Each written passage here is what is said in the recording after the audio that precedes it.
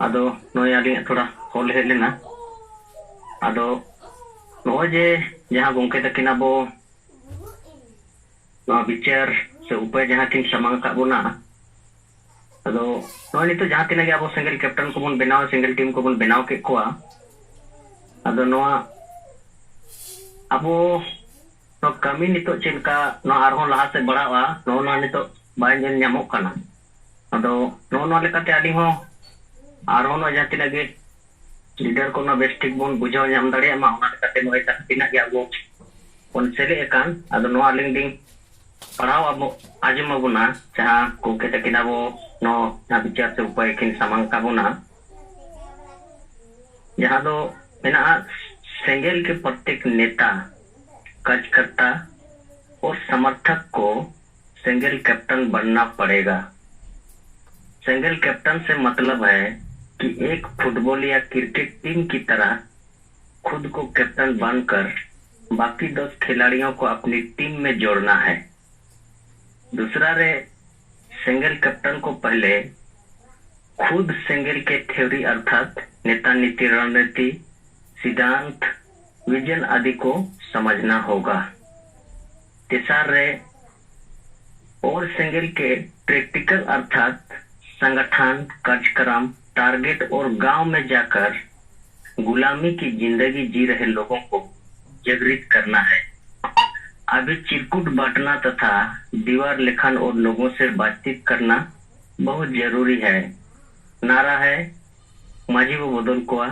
तू वो बंचावा, हांडी वो सहाया समझ वो लहाया। चौथा रे सिंगल टीम के बाकी 10 प्लेयर्स को थ्योरी और प्रैक्टिकल से मजबूत बनाना होगा। बाकी 10 प्लेयर पुराने या नए हो सकते हैं। सिंगल टीम को कम से कम सप्ताह में 3 दिन प्रगति समीक्षा बातचीत करना चाहिए। पांचवा सिंगल टीम के 10 खिलाड़ियों प्लेयर्स में से 10 या प्रशिक्षित खिलाड़ी को पुराने सिंगल टीम को छोड़कर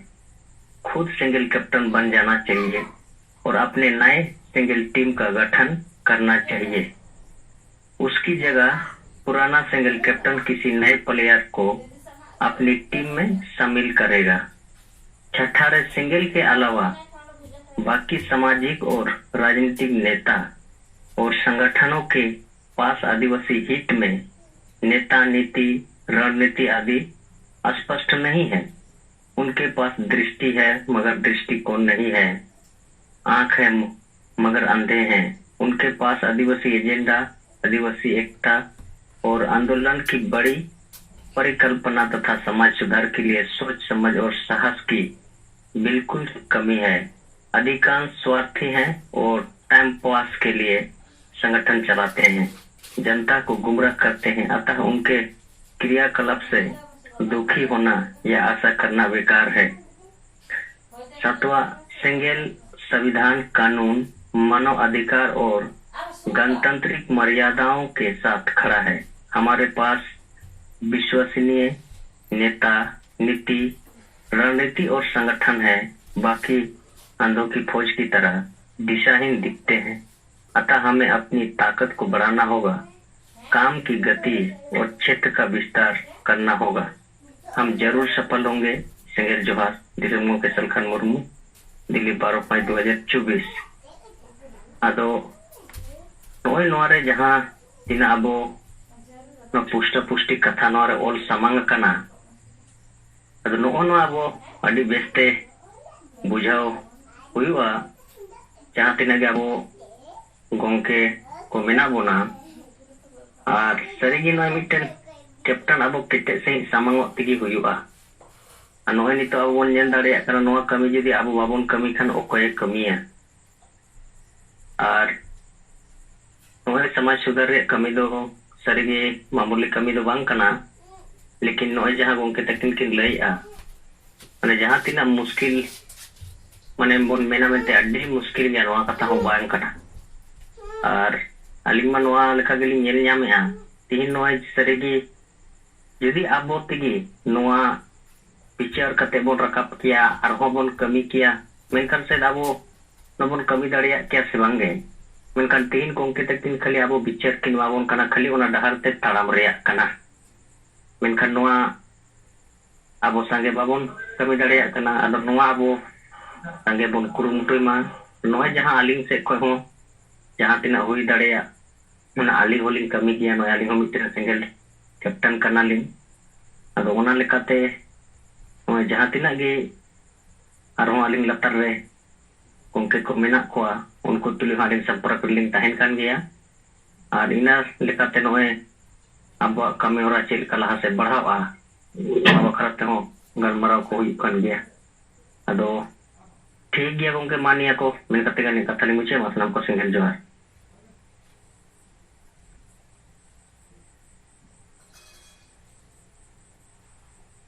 जयराम गोंके अरे दी सरहाव aku talo captain benauri achi kan tagon na gitu bisa ku talarai pelawan jamak guna adi di sarha tigun ka gina bati di din ko apne apne kata ko hoy tagon ko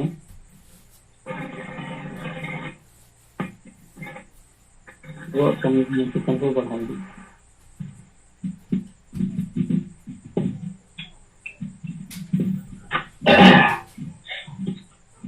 अच्छा इन बीमा मुर्मू केंद्र संयोजक अब ठीक गया मानवा तेहना सिंगड़ zoom meeting रे अबोई पार्सी जितकरिया दिसम गोंके जीत मंगा सालखान मुर्मू मैडम सुमित्रा मुर्मू और सलाते सेटर कान ना जूम रे जते कोगे संगेल जहां तो फाइनेंस लेकाते इन पेजिंग अंजम अबोआ शॉर्ट लेकाते गे जे गोंके जहां अबो मिटन नवा जहां फंड सेना लेकाते या फंड अबो बना रकाब लेकाते अबो मिटन जहां सिस्टम बना रकाब अकाबवाय जे नय अबो न पैसा टाका हो अडी लाक्ति कान गया और ओना इदी काते अबो संगठन सलाते पैसा हो लाक्तिया मीटिंग सीटिंग और एमान करे ओना लेकाते बन मेन आचे ताबो टाका हबन जावराया ना 5 6 राज्य रे अबो संगठन चला कना अब ओना लेकाते अबो नितो धारिते नय ब्लॉक लेवल दो 73 टी गे 73 टी ब्लॉक गे बो रजिस्ट्रेशन का और उनकाते पर्सनल हो अबो गड़ो बन मेन किया पर्सनल हो अडिगान बन गड़ो कना अडिगान बाको गड़ो कना लेकिन एन रहो नेतो धारिते अबो 81 अबो पर्सनल हो बन रजिस्ट्रेशन का अब नेतो दो नवा नय पेपुन चांदो खन ओना रे थाके तकना अब नेतो बन आपाय चे नो अबो जहां गे ब्लॉक मेना ओना ब्लॉक बन रजिस्ट्रेशन बन बढ़ावा और अब बन मेन अच्छे 400 ब्लॉक रे अब टारगेट तब मेना ओना बाबन पूरा का अब 73 ब्लॉक रे मेना हुआ अब ओना लेकाते मा अपन पिन जोन रे जहां गे ब्लॉक को मेना नवा आरहं नवन एक्टिव रुवाड़ा चालू रुवाड़ा और पर्सनल हो आरहं बन बढ़ाव को और लगातार नवा अब जारी तहन मा जहां गे कमिटमेंट बन एम का जहां गे 500 1000 नवा जारी तहन मा अब मे महीने दो नय ना मे महीने चला कना 7 हर गमन एम का पर्सनल और उनका गे माने अप्रैल रे नय 9 हर गे बन एम लेआ मार्च रे 27 हर गे एम लेना व्यक्तिगत फरवरी रे 34 और जनवरी रे 40 दिसंबर 35 ताकना उनका गे ब्लॉक लेवल रे हो मे महीने रे मा काखन हो बाय कना अप्रैल रे पिया ब्लॉक रे को एम लेआ और मार्च रे 5 टी ब्लॉक फरवरी रे 11 ब्लॉक जनवरी रे 12 और दिसंबर 21 टी ब्लॉक अब नवा तो हना आरो बढ़ा दरकार लेकिन आरो नवा सलो सेट गे तब मेना अब नवा चेतान रे मा नवा जोनल हेड को नवा चेतान हो ध्यान तो ओना लेका मेना दोसार दो नवा अब कैप्टन लेकाते एनांग जहां 12 बजे अब गमके मीटिंग रेबन ताहे कना जेते राज खन गे आदि गान लीडर्स को अब ओना लेकाते अब ना जहां बिचार गमके जहां लेका मेन किया नवा बिचार दो अब नेता धारी दो केवल सेंगेल रि नेता कार्यकर्ता को ठन गे मेना और ओंते खन गे रकाब कना अब नवा दो अब गे नवा बन बनाव रकाबेया हर दो गमके आयुरते लेकिन नवा जनता रे चेक लेकर बन सेटेरा और जनता से को नवा जुदी रकाबा एनखान मरांग परिवर्तन हुईवा अब नवा दो नेतो केवल सेंगेल वाला के बन लगाव कना अब जनता खन चेक लेकर नवा जनता पासा से को रकाबा समाज सुधार कथा अब जहां एजेंडा मेना कोदी महतो को एसटी को बना कना नवा रकाव कथा सनातन कोड हटाव कथा जे सांताड़ी पार्सी झारखंड रे प्रथम राजभाषा बनाव कथा और अडिगान जहां एजेंडा मेना नवा एजेंडा जब तक समाज पासा से कोन बाय रकाबा एनखन नवा सेना माने आंदोलन बाय बनाव रकाबा अब ओना लेकाते गे गमके नवा आतु दरि पसनाव लेकाते नवा जे नेतो नवा पंथा होय दुका जे आबो जहां गे नेता कार्यकर्ता मेना बुआ ते हर कैप्टन बन बनावा और नवा आबो नेता नीति राजनीति अब एजेंडा चेतार आबो मांग बन बुझेआ और बुझेव कते नुकु और जहां टीम बन बनावा अपन 10 हर नुकु ट्रेनिंग एम कते ओना नेता नीति राजनीति कथा एजेंडा कथा आतुरे अब बन पासनावा अब नौका कते जुदी अब 10 बन बनाव लेन खान अब नोडे गे लाखों रे अब बन बनाव रकापा एनखान नवा पूरा आतु धरि नवा चला और बार नवा रकाप खान नवा मिटन स्थापितवा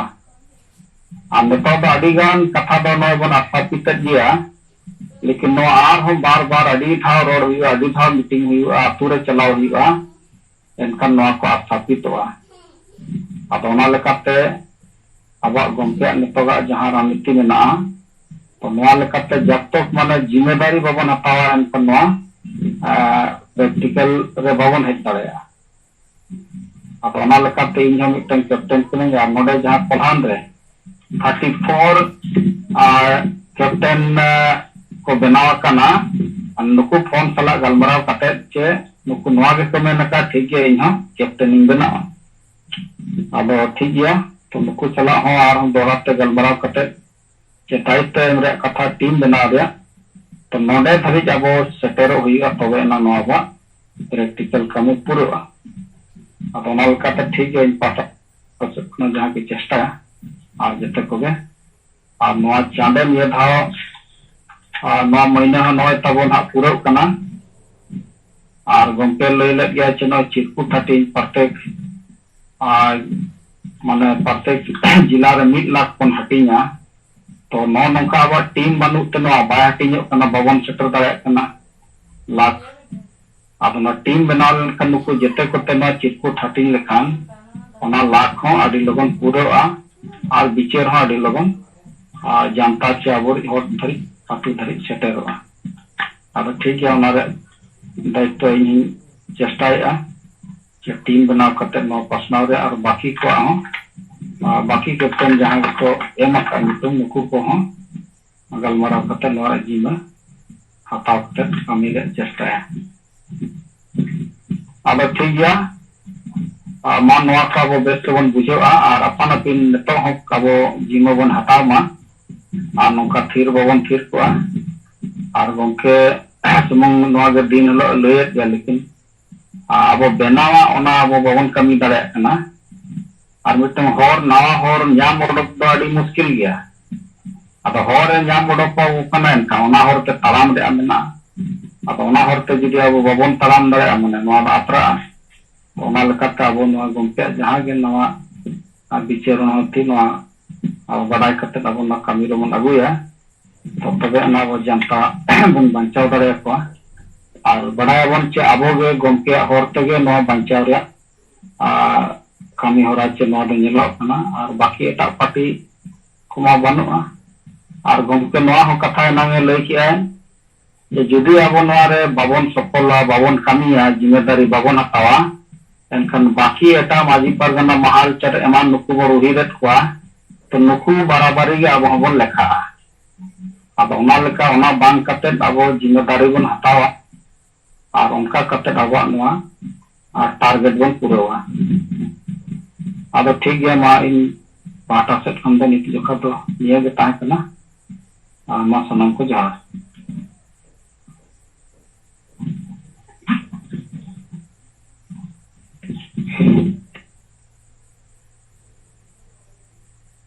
लीनो मुर्मू अडी सरहाव अबू तरह फाइनेंशियल रिपोर्ट होय लय अंजमात बोना और ना संताया बिचे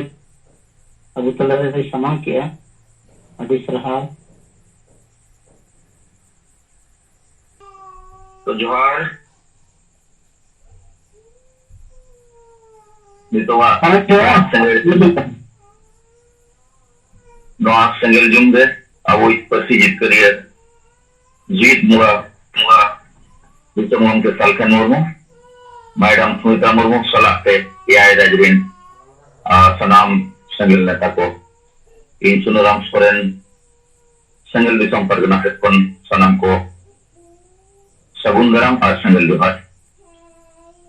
तो इनाम साहेब 12टा जखन जहां कथा कोई लैयात मुना और ओना दो बिल्कुल सारी गया जे सांगे नेता मेना बन रहो सांगे लीडर मेना बन रहो सांगे गड़िया रे मेना बना और अबो परिवार सरिगे जहां लेका अबो परिवार लगित जहां लेका दुलड़ अबो बो सत्तावया उनका दुलड़ समाज रिया कमी लगित बाबो सरसाव दाड़िया कना नोआ कथा दो सरिगे और ओना कारण ते समाज दोय तायनमोक कनाय आरे गुजुक सेरे चलाक कन तो नोंकान समय रे ओकोय जिमय हतावा नोआगे मारंग कथा दो कना तो जेहेतु अबो नोय अबो पसी जितकरिया दिसम गंकेया आयुरते आदि लेकाना कमी आजा आयुरते अबो गोड़ोते जितकर कना ओना अबो सनाम को बड़ाया मेनखान ओनागे आत्मविश्वास कते नितो जहां दायित्व चे जिम्मा हताव रिया समय सेटल कना और हताव तेगे हुईवा और नोय जे अबो नोआ संगठन चे नेता तला रहो 99% होड़ दो जिम्मा बाबो हतावया तो जिम्मा जदि बाबो हतावा तो नोआ समाज दो गुजुक गया बाकी होड़ा जहां संगठन बाकी होड़ा जहां समाज रे एड़े पेड़े मेना तो नोआ गे चला जुदी अबो जिम्मा बाबो हतावा और नोए जे अबो नेता नीति रणनीति रिया कथा ताकि रिया टारगेट बाबो को हताव खान अबो बो तायनम चाबा साहबिना अड़ी मारान कथा है लेकिन ओना तो नोआ गे नोए जे गोमके बाद ओकोय तो ओकोय हो बाबो नेलियामोक कना ओका राज रे हो रिगिट कमी आर बिचार नोआ दो चिंतरिया कथा कन गे आर नोए जे गोमके नावा बिचार रिया कमी होरा जे जोतो सेंगल कैप्टन बो बनावा और सेंगल टीम बो बनावा गेल होर गाते गाते आतुइन और बखान पंचायत इलाकारिन 11 जना जहां फुटबॉल टीम लेका अबो बनावा और बो बुझो कोआ और गोड़ो गोपड़ो बो कमिया कारण नोजे जुदी कुर्बी आदिवासी को बनावा तो अब जो लेकना जुड़ू रेजोगा और अब जुदी धर्म जुड़ू बाबो जामा ईसाई को बना बोना हिंदू को बना बोना मुस्लिम को बना बोना अब वो आज चाबा और सांताली पर्सी जुदी झारखंड रे प्रथम राजभाषा बाय बनावा तो ओका भारत दिसम रहो अब नवा भाषा हो मालत चाबा तो उन्होंने जे अब नारा उनके समान को बनाए एम को बना जे माझी बो बदल को आतु बो बंचावा और मारे उयर मारे डाहर बो बगिया नवा उयर नवा डाहर बो अपनारा तो नवा दो अड़ी मरांग चैलेंज ते कथा कना मेनखान अब बो दाड़ेया कारण मिट्टी कथा गमके नोय लई किया जे नोय रे नुकु क्रिश्चियन को नुकुई जहां धर्म गुरु नुकुई जहां गुरु जीसस क्राइस्ट यीशु मसीह नोरिन 12टी चेला को ताहे मेनखान उनको 12टी चेला के पूरे दुनिया को गवाह किया कारण नुकु जहां इते को एर किया ओना दो धीरी रे को एर किया हाथा रे को एर किया मेनखान उनको को बढ़ाए तहन हाथा रे मेरखान ओरे दो अमन के और धीरी रे हम एर रे धीरी रे बाय मनवा मेनखान नोय जे हाथा रे को एर किया उनको 12 जना और के पूरे दुनिया नितो दो मेडिक डिसिप्लिन रे को आगु किया और ओना ते अडी मरंग दारे को बनाव रखा मेनखान तेया बाबू ने नामक कना अकोय को अब 12 जना जहां गमके जहां इते एम को बना नय जे लिटरेट लेकाते नोआ रे प्रचार प्रसार ठीक साइ बाबो कोरावया और ओना रे दायित्व तो जिम्मा दो आबो के कना बो कारण आबो बो बड़ाया आबो गमके दुनिया रे बिचार के माराना बिचार ते क्रांति हुआ मेनखान ओना बिचार बाबो पसनाव दाड़िया कना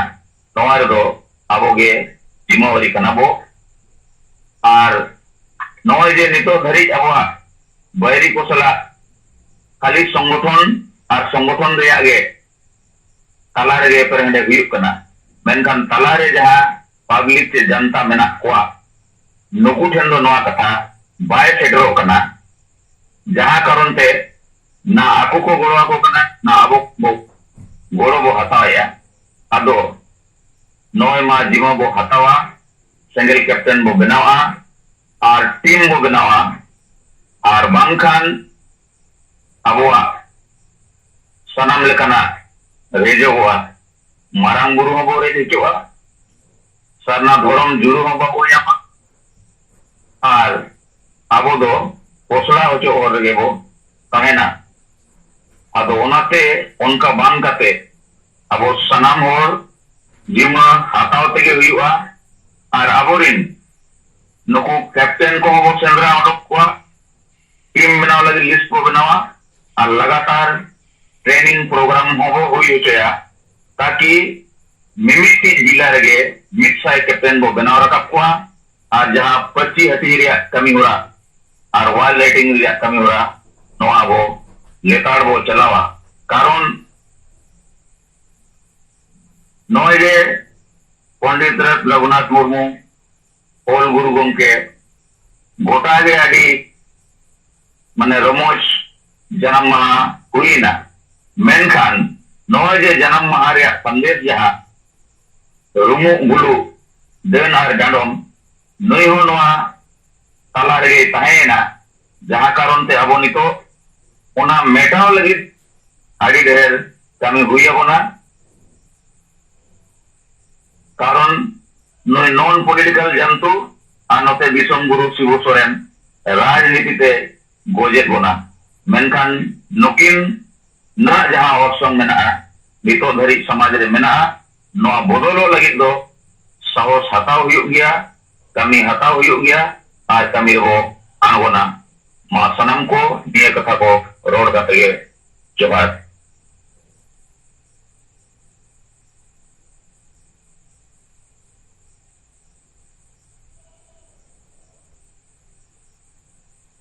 सुनाराम शरण गोंके अड़ी साराव तिकिन बेड़ा 12 बजे समय से राज्यम रे जहां अलमरा उलिना जिमरिया कथा चटे कथा अबू तलारे ना पुष्टो से एलु रकत किया अब नारगित अड़ी साराव वो चालाई कना ठीक है उनका जमा बाकी घरे कथा को दो तवन जोहार सनाम को जोहार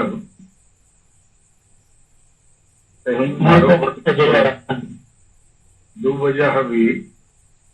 विशेष जूम मीटिंग रे इन सब को जहां विश्वार कथा तो एक नंबर तो आपे को दया दुलर और बड़ो इन चितान रे पतियो तो आपे तलारे मिलना आदो अब समाज बचाव लगे आपे को जिते हो सिंगल कैप्टन बिना होयुगा और गेल हो नाम करते सिंगल टीम बिना होयुगा और नोआ जिम पे हटाओ लिखा नित 1000 सिंगल कैप्टन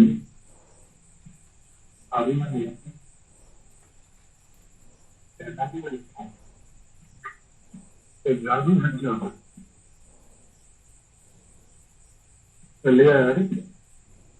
अब नोआ खेल मैच देवो अणगो आपे नियमित दाड़े 10 टाइम्स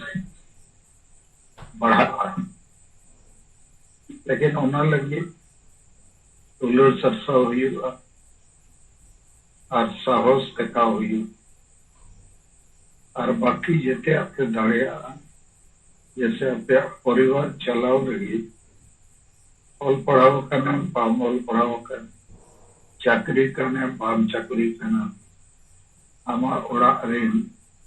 परिवार गिद्र पिद्र लगे जमन्यो रान मुर्गन ओलो पढ़ा रे सुविधा जेते लेकाना जेते होड़ के लीडरशिप पे एम नॉय जे परिवार गोड़ो लगे समय पे उड़ोक गया साहस पे देखा होता ठीक उनका के थोड़ा नावा ऊपर ही ले गया गेल होड़ आपे नाम उड़ोक करते नो तो माइक्रो लेवल एक्टिविटी करना और होना चितन रे जहाँ महाराज पंद्रे बनाते उनको तो सेंट्रल स्टेट जोनल डिस्ट्रिक्ट लोकप्रिय कमी हमको नेला और नौ पे कमी लिखा गेल होड़ पे गाते लिखो कान अतु हबी अब वो मैसेज माझे वो बदल को अतु वो बचाओ ना सेटेरोआ मित्र उरी सेटेरोआ मित्र नेता को फेरोड़ेगा और विरोधी नेता को किछु को विरोधी लेकिन अतुरिन हो तो न्यूट्रल के बिना को तो उन्हें जे केल हो टीम रे पे गाते लिखो कान अतुरिन वखन पंचायत रिन इन कर्नाटक महिला अडिगन स्टूडेंट चाकरी जीवी को नॉट टीम रे पर हिजुआ और आपे को नॉट टीम बनाव रे और बुझो रे प्रैक्टिकल ट्रेनिंग ओपन ना अदो मारन लीडर को तो आपे मार सिंगल कैप्टन बनाते पड़े बाकी को हो बिना विधि को ओड़वा तो ठीक है मान सकते जो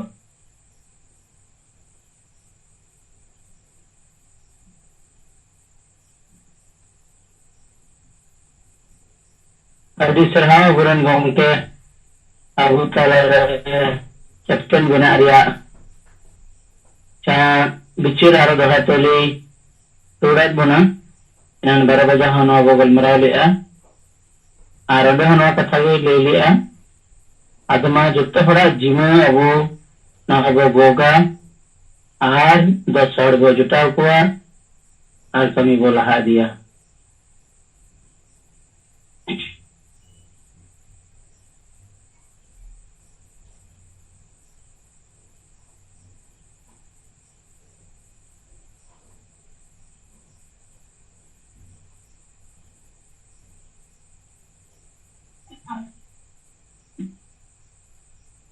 अच्छा और मित कथा अब सात राज रे कौन बेसी कमी चला लेकिन झारखंड रे कमी प्रोग्रेस तो अभी कमजोर गया और बिहार रे कमी हो कमजोर गया अब बनार राज रे जितने नेता को नो विचेर पे नोडे लीडरशिप रे कमजोरी ना संताल परगना रे अड्डी कमजोर तो झारखंड संताल परगना और बिहार नो लगी ते उयर पे और नोडे हों अब आसाम उड़ीसा बंगाल नोडे तो कमी ठीक पे चला करना नोडे हों और बढ़ाओ पे